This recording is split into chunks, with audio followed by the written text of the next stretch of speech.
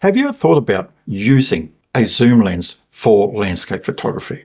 A lot of people don't think about that because when we talk about landscape photography, this is the sort of photo that we're thinking about. Beautiful, wide shot. But look at this image here, taken with a zoom lens. Very different. I've been able to isolate my subject because my subject was too far away from me. This is what we're going to talk about today, using a zoom lens for landscape photography.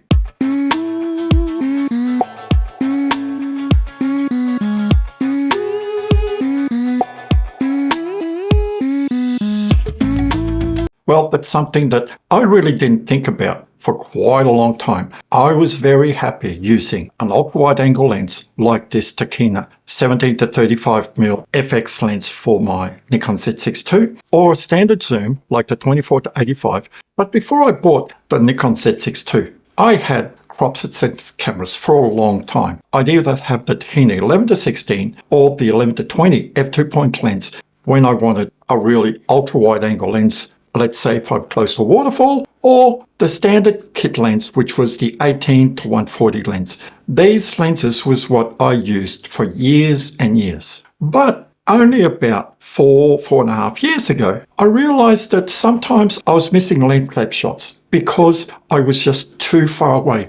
I wanted to get in and isolate my subject. When you're on the road and when you're traveling around, sometimes your subject is far from you, let's say the top of a mountain, and even at 140 mils on a crop set camera, you still can't get that close. I was hamstrung with this. So, around 5 years ago, I decided to invest in the Nikon 70 to 300 for crop set cameras. Great, I can actually extend my reach now for landscape photography. But today I'm going to show you some examples and discuss why I believe that as landscape photographers, we should have a zoom lens. So I went out and I bought this lens here, the Nikon 70 to 300 FX VR lens. And I've been out recently taking photos of this lens to show you what you can achieve with using a zoom lens for landscape photography. It really gives me that reach that I'm missing with the 24 to 85. Let me show you some sample images to show you why having a zoom lens is so beneficial, because it's not just the reach that you're getting. It also affects the photo that you're shooting, because I could take a photo, let's say at 70 mils, and crop it down to look like a 300 mil. But what I see in that photo is going to be totally different than if I had zoomed out to 300 mils. This is what people don't realize, that you can crop in to make it look like a different focal length, but what you've taken doesn't change. It will be very different. This one here was taken with just my kit, Nikon 18 to 140mm lens. But shots like this, I really would have liked to be able to just crop into the mountain just to see the top of the mountain there. But I was just stuck at 140 mils. Here's one of the first examples of why sometimes you really need a lens that gives you a little bit more reach. On this morning, I was at Mooloolaba, photographed what's called the Dolphin Rock. This image looks beautiful,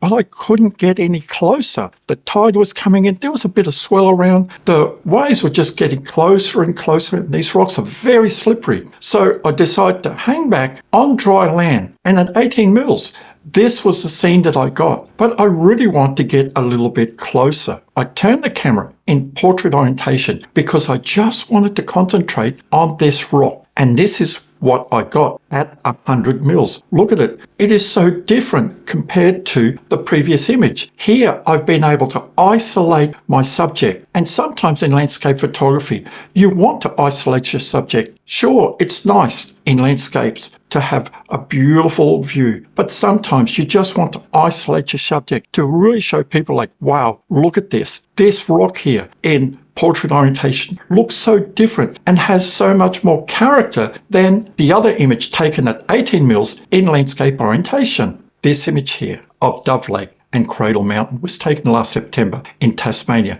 And what you can see in the background over there is just rain and snow coming towards us.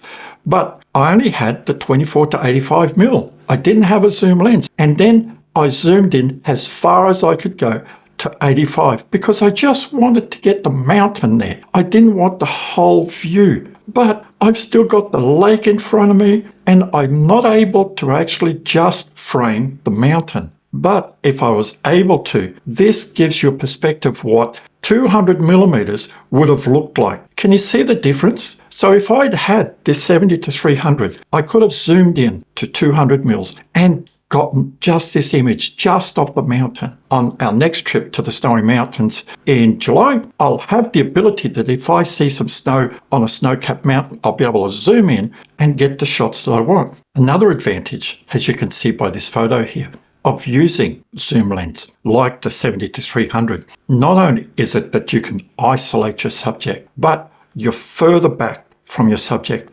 So your subject looks more real life. And this is an advantage of having a zoom lens as well, because you can stand further back, frame your shot, get the shot that you want, and it looks more lifelike. Like I stated, you can zoom in to an object or to a scene quite far from you. This bridge here connects Redcliffe Peninsula to Sandgate. It's around 2.5 kilometers long. The sun had just set and there was just a golden glow with just a few clouds. I framed this long exposure that I had the bridge, I had the mountains, and I just had this cloud. I couldn't get that with a standard kit lens. After I took that image, I noticed that the glow was just moving towards the right. There's 7 pine trees here.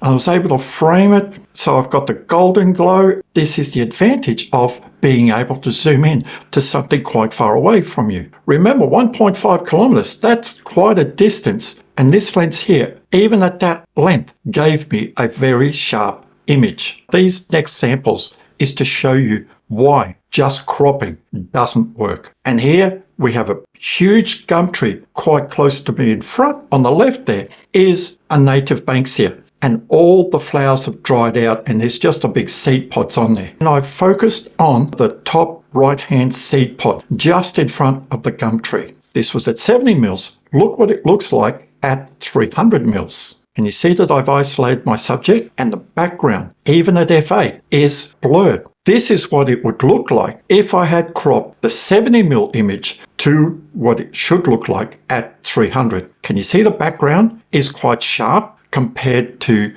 this one here? You can't just say, well, okay, I'm just going to crop it to make it look like 150 or 200 or 300 mils. It doesn't work. You can see that by this example, that taking an image at 70 mils, cropping it to make it look like any other focal length, compared to zooming in to the length that you want. Like for me here, it was 300 mils, gives you a totally different image. It also means that your subject is more highlighted and the background just gets blurred out. It's great to have an ultra-wide angle lens or just a kit lens like the 24 to 85 or a DX like the 18 to 140 mil. They're great lenses to have, but having a lens that goes a little bit further, like 200 mils or 300 mils, that gives you that reach that sometimes you wish that you had. Now, I can't see myself in the future stopping to using an ultra-wide angle lens for landscapes or using just a kit lens 24 to 85, but having the choice of having a zoom lens like the 70 to 300 in my backpack